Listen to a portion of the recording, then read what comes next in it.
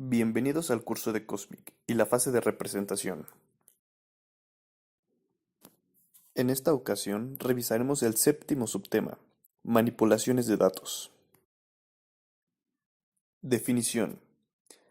Todo lo que le sucede a los datos al ser procesados por un proceso funcional distinto de un movimiento de datos en o de un proceso funcional, o entre un proceso funcional y almacén persistente.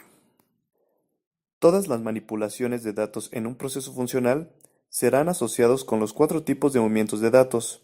Por convención, los movimientos de datos de un proceso funcional se supone que también representan la manipulación de los datos del proceso funcional. Toda manipulación de datos se considera que se explica por los movimientos de datos asociados. Por lo tanto, la manipulación de datos puede ser ignorada, excepto si hay un FUR que debe ser medido para un cambio a la manipulación de datos.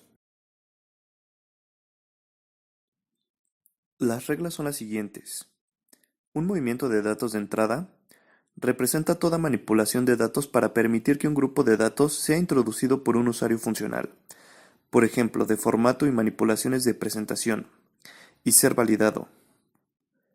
Un movimiento de datos de salida representa toda manipulación de datos para crear los atributos de datos de un grupo de datos que va a ser la salida o para permitir que el grupo de datos sea la salida y para ser transferido al usuario funcional destinado. Un movimiento de datos de lectura representa todo cálculo o procesamiento lógico necesario para recuperar un grupo de datos desde el almacenamiento persistente.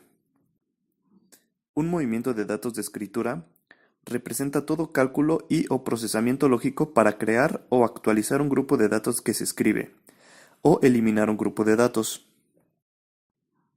La manipulación de datos asociada con cualquiera de estos movimientos de datos no incluye ningún tipo de manipulación de datos que se necesita después de que el movimiento de datos se ha completado con éxito, ni tampoco incluye ningún tipo de manipulación de datos asociadas con cualquier otro movimiento de datos.